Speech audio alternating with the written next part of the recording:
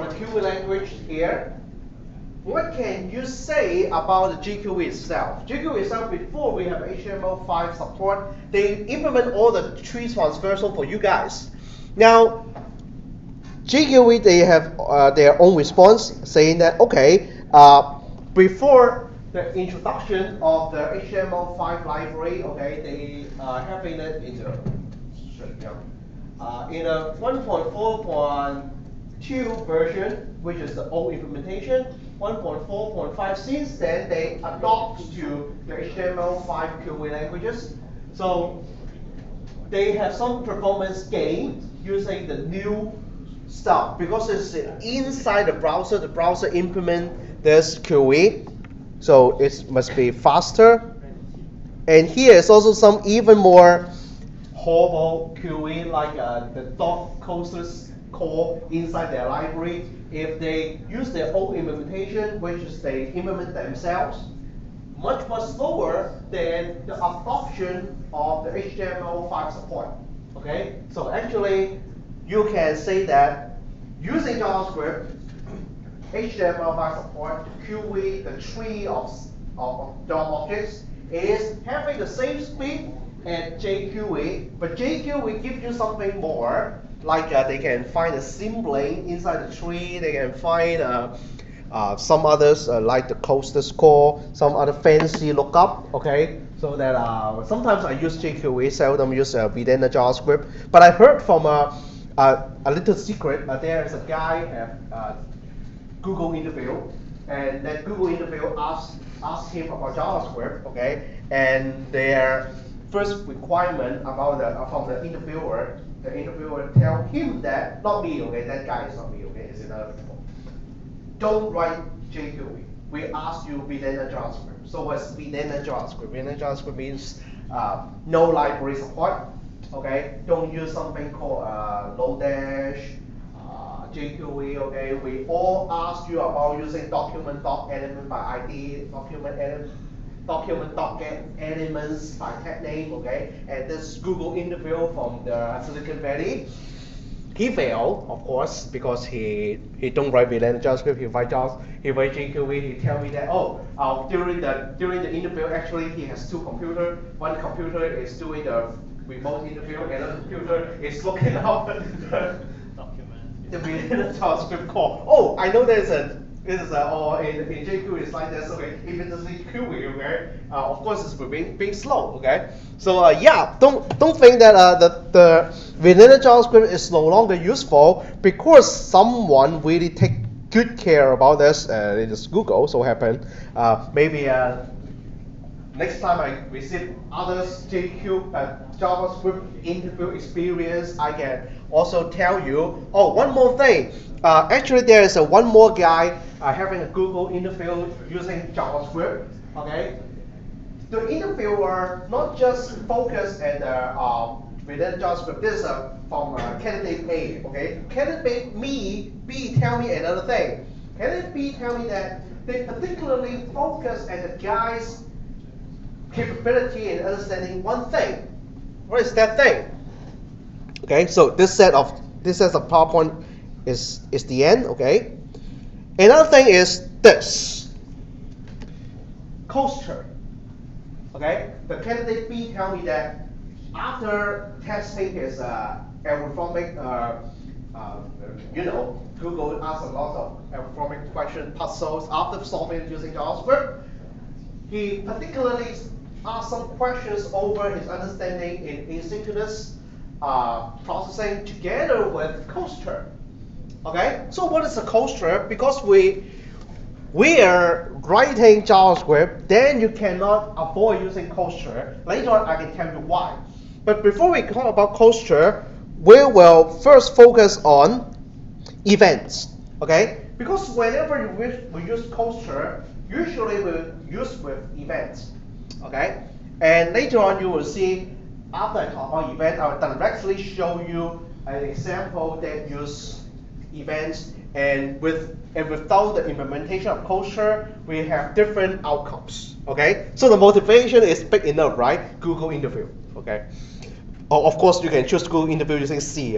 Then no coaster, no JavaScript. Okay, so let's go. The event. The event is on the browser side, of course. Now, for a browser, it's a set of well-defined events. And in the server side, we have also events. Okay, but the event is no longer this type of events like the changing the pull-down menu and generate what we call the change event. Okay, it's not that event anymore. In Node.js, in the server side, or not server side, in the desktop. Oh, you missed something. I just talked about Google interview experience using JavaScript. JavaScript is not for you too. Okay, you too use C++. Okay. What I'm going to talk about? Oh yeah. Node. Okay. Event emitter. Okay. So if it is talking about Node.js, we will use these events. Okay. Although they have different names, they have different origins, they are handled differently in the background. In writing the JavaScript program, they are all called events. Okay. So that's why when we talk about the browser level, it's already enough, okay, for you to understand also the server level. Okay, so the events, of course, is defined by the browser itself. So we have different events like the mouse click, the double click, the submit button. When you click the submit, you will fire an event called submit, and something about focus. You are on focus or not, we will generate events. Okay. So the events, I don't know your experience writing events. First, I want to unify your all experience. Okay. First, I don't want this type of event handling pretend. Okay. This sucks. Okay. So what is this about? This is before what we call the DOM level 2 standard. That is the old standard, more than 15 years ago. So what this standard is talking about? You have a user action, then you generate an event. Okay, so the user action may be clicking a button, maybe changing the pull-down menu. Then the events fire to the JavaScript engine. The JavaScript engine knows that, oh, we have this event. You have registered for handling it. Then what should you do? So you have registered. Okay, if you're not have been registered, then do something normally like you didn't handle the button click then on the submit button, then you will just submit the form request. Now you handle it, then you will go down to the yes branch and execute your define function. Now that's why event associated with function. So the function is just an event handler, or in terms of our operating system, signal handler. Okay, so the signal handler or event handler finish, then you will give a return value. So this is the old stuff. Forget about this. Okay, some people tell you that just handle the event, and at the end you have to say whether you want to say a return true or return false. Okay, if you return false, then you will stop the form submission. If it returns true, it will proceed with the form submission. Yeah, forget about it. Okay, because it just brain damaging, really. Okay, because something you can use this true or false to control, something cannot. So we have the new standard. The new standard is something that you have to remember because it's also happened inside of React.js or the front-end framework. In the back end, they use similar stuff, but not exactly the same keyword. Now, first of all, again, we have a new event come in, whether you have registered or not. Of course, we have registered it. Let's say we have registered, then you will go through your handler. Now your handler is no longer saying a return value true or false, okay? But you can control whether the trigger will bring about the default action or not. So some tell you that, oh, return true or false. Some tell you calling the prevent default function of the event object. Both works because browsers support both standards. Now this new standard, then if you want to prevent the default, let's say the double click. Usually double click will highlight some range, okay? You can disable double click, so the double click won't highlight anything because you call prevent default. So you can highlight anything. So for the action, if yes, it will go on with the object's original actions, okay? If there are any child nodes, now this is something new in the new standard. The new standard saying that if you have child node inside the DOM tree, of this guy, the event will propagate to the next node. What is the meaning? The meaning is we better look at an example. Okay, so we have this DOM scripting in my example site. DOM scripting is passed. Now it's event handling. So the event handling site have a very illustrative example. It's called event propagation.html. Okay. So what is this page? Okay, this is a page that I construct with many squares. Okay. So the square is aligned in this way. Sorry. Okay, it's aligned in this way. Yeah, so many methods. You don't need to know what I'm doing. Okay. So I have a div. Okay, I give this div the ID called the biggest. Okay, it's the biggest and closing div. Okay, and here didn't end the div. The div is just box. Okay, didn't end it.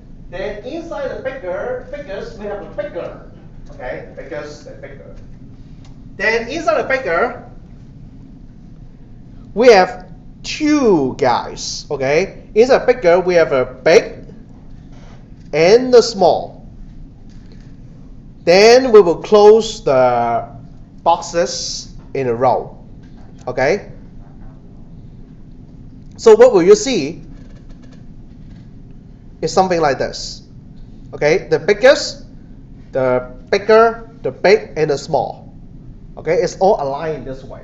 Now, what this button is going to do? This button, first of all, before I talk about this button, we have the click events that's bind to every pieces of div already. Okay, and their layout. Where's my PowerPoint? So let me go to here. Their layout is like this. Okay, the window, the document, the biggest, the bigger, the big, and the small is like this. Let's say I click on the big. I click on the big. So we will have a events flow from the window to the document to the bigger, and then eventually to the big. Let's see whether what I said is true or not. Okay, so I have registered all the click event already. So the blue guy is the big. And we have event propagation. I allow the propagation. And the propagation has a phase.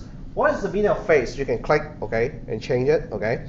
So it means the capture phase is from the biggest, that is from the parent node, all the way down flow to the leaf node.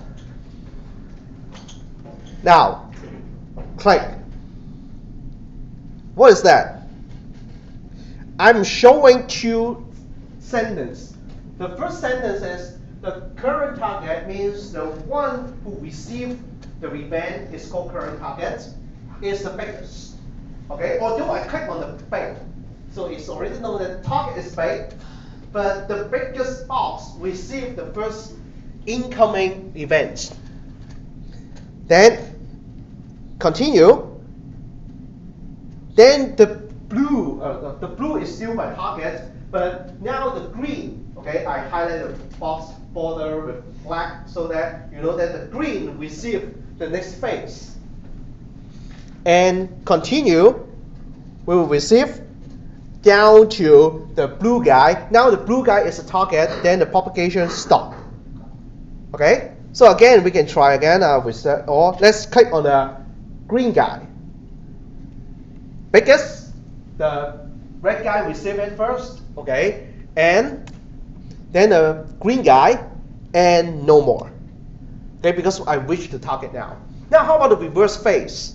The reverse is here. The event propagation now is from the leaf to the top of the tree, the root of the tree. So let me set off first. Okay, I make sure it's bubble. So I click on the small guy. So it starts from the small. So you can see the highlight pattern. Start from the small. Then you guess what is the next one? Should be the green one, right? Green one. And then go to the topmost parent, and of course it will all the way fire go to the document and go to the window. But the document window these two guys, I didn't associate any event listener. Okay, so this is the event propagation, but I didn't explain my box here. What is the meaning of having this guy as well as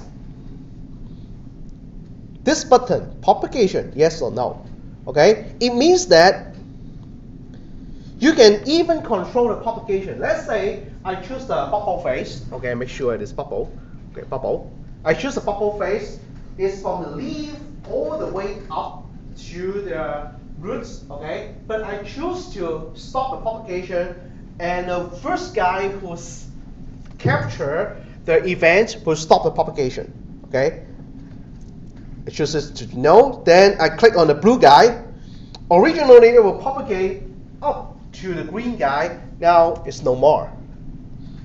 Okay, so where can you find this kind of application? This kind of application, maybe it is some like the Facebook. You open a full screen picture. Okay, now you click on that guy. It won't propagate the click event down to the background, so that you will have two layers receive the same mouse click. Okay, it's done by this kind of control. Okay, just stop the propagation. Okay, now we go back to how to write the code. Okay, I just tell you about the effect. Okay, so it's event propagation, and to write the code, let's say we are this is already the old stuff. Okay, the old stuff I can skip it. Okay, because it's before the DOM level 2. You will use this kind of on change, on click, on blah blah blah. Okay, yeah. We will skip it. We will go to the latest DOM level 2 implementation. Usually the DOM level 2 implementation, I choose it. And also in the internet, people love to use the ID to specify which element should under your control. Okay, and we will forget all the on something control. Okay, don't get it wrong. It's on event name. Okay. So let's do it. Usually we will first start with this. What is that? It means that when the window, the entire window, finish loading, okay, then you will fire an event called load. Okay. So this statement means I add an event listener. When the window finish loading, please execute this init function. Okay. So the init function has a false here. Later on I will explain. Actually, this true or false is control event propagation direction. Okay, so then the init method is implemented this way. Okay, so the events happen is not over the window, but let's say I want to control the change event of the pull down list. Okay, so you always see this when I change the pull down list, it will trigger the event. Actually, we can implement it this way. Look up the ID of that guy. So what happened, that guy is called select. Then associate the new handler. Remember, I put a dot here because you know that JavaScript will have an automatic semicolon injection. So I put a dot here so that it won't think that, oh, my statement stopped there. Okay, the statement will continue. If you put a dot here, then goodbye. Okay, so I put a dot here. So you will continue to have a add events. So the change event, I have a change event method or functions, and this is also controlling the event propagation direction. Usually I like to put false there. Okay, I see some people even put down something like this. They don't put down true or false. Okay, but they write it this way. So the add event listener, I don't spell it out. Then they have the event, comma, and then the method or the function here, and then done. It missed the last element, okay, which is still okay. Because for the method invocation in JavaScript, when you miss out that argument, then that argument will automatically treated as undefined when you call it. That means add event listener, the last guy will become undefined, and undefined is equal false. Okay, not triple equal, okay, double equal. Okay, and define as equal, equal, false. Okay, so that's okay. So some people write this way. Then, now I will ask the questions. Okay, so why we write this way? So let's say the change length is the handling routine. Now the question that I ask is why I don't directly write down this document that element by ID here, but I write down first handle the load events, and the load event trigger the next event registration, this event registration. So why I'm doing this? Do anybody know or have this experience? Here, we can actually omit this line, right? Because when I finish loading the page, I then register the load event and execute the init function. The init function just register another event. Why not we put this line, so this line, into this green location and omit this pink guy? Why we can? Why we have to do it? Yeah, yeah. So if you seldom write JavaScript, okay, you will write it this way. Yeah, remove this, and we place this line here so that when the page, okay, just load in your browser, not just browser, just Node.js is also behave the same. Okay, so you put the line here and say that document.element by ID, blah blah blah blah blah. You will fall into the trap. You will fall into the trap. The trap is, if you do this, the select ID, the lookup, depends on when you execute the script. Okay? Then you will spark one argument. What is the argument? Okay.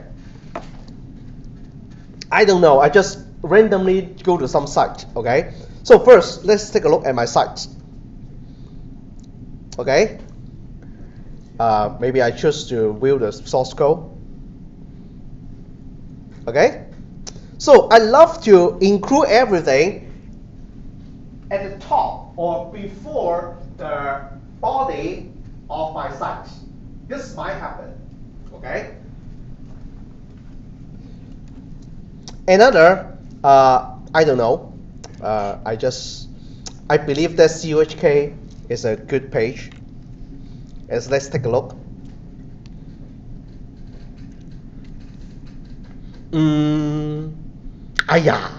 Oh no, this is the Google Analytics.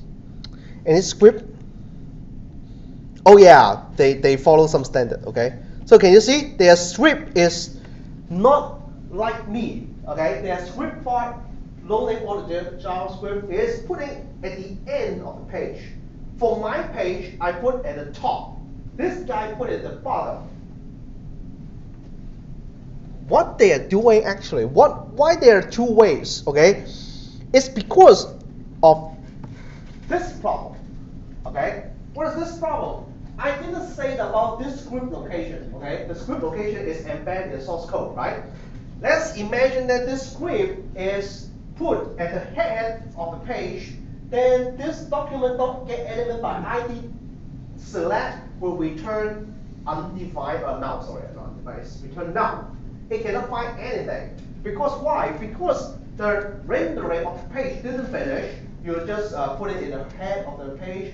This first get loaded and get execute.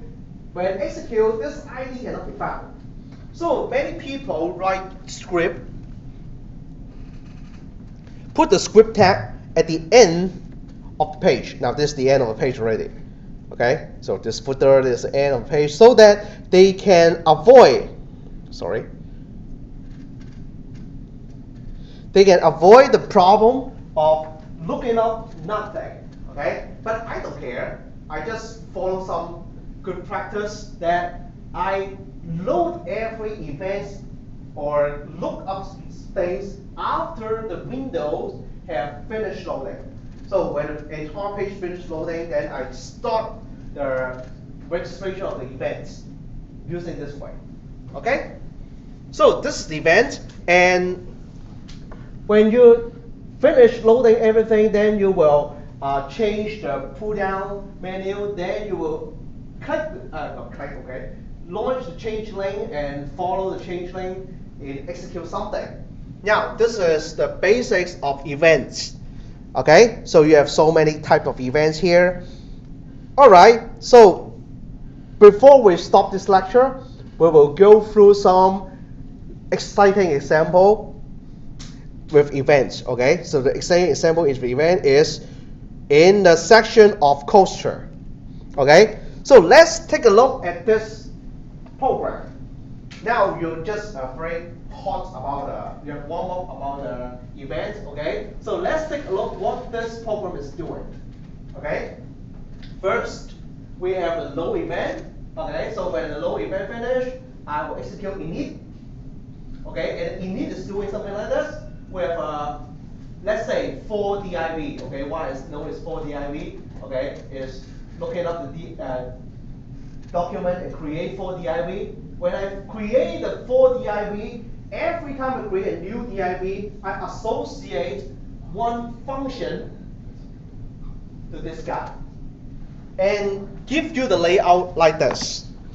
Okay, so what is the layout? Okay, where is the browser? Okay, so it's about culture example. So the page looks like this. 1, 2, 3, 4. I create these 4 boxes. Okay.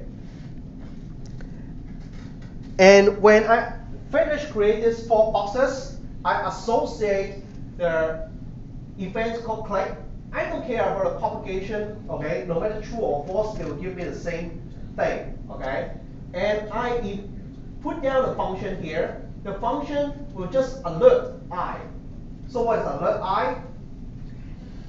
Is the index, okay, is the index of every div that I create. So for the loop for 4 times. So that's why in my page, you will see 0, 1, 2, 3. Okay? So let me ask you. Now, this is the click event. Every time when I click on that div, I will show an alert. Alert is to show the value I. All right? So let me ask you, when I click on the box 1, I should receive a log alert with 1. When I click on the box 2, I will receive the alert 2. Now I click. Now, someone tell me that today you will have interview. This may be an interview questions. Why it is 4?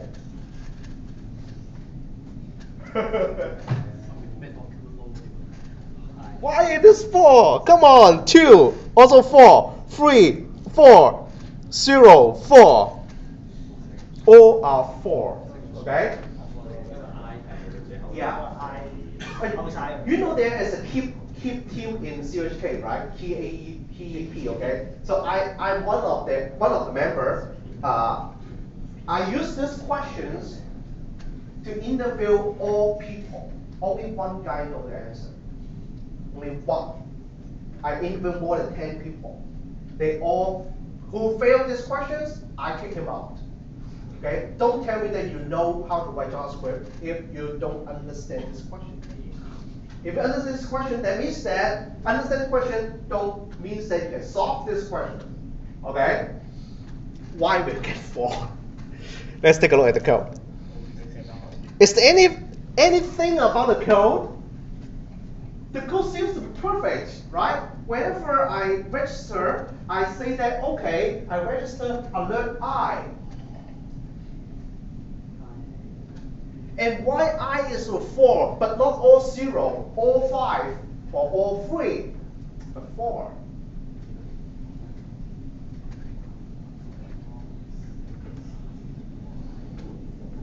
Okay, so let me ask you a question. Say, I copy this code. Why cannot I copy? Okay. Copy this code to JS-Fiddle. Okay, JS-Fiddle. JS-Fiddle don't like this. Okay, clean this up. Clean this up. Okay. Now, how I put into the page? Okay, I just use document.body.append child so that it should work. Okay. So let me make it into a normal look. Okay. Put it here. Run. Right? Voila. Ooh, what happened? Inspect. Wow. Yeah, it just don't respond. Okay, forget about this. Yeah, later on, let me fix it. Okay, let me fix my script. Okay, so continue to take a look. I just want to ask you one question. Okay, why I want to use JS-Fiddle? I want to change the number of boxes from 4 to 2.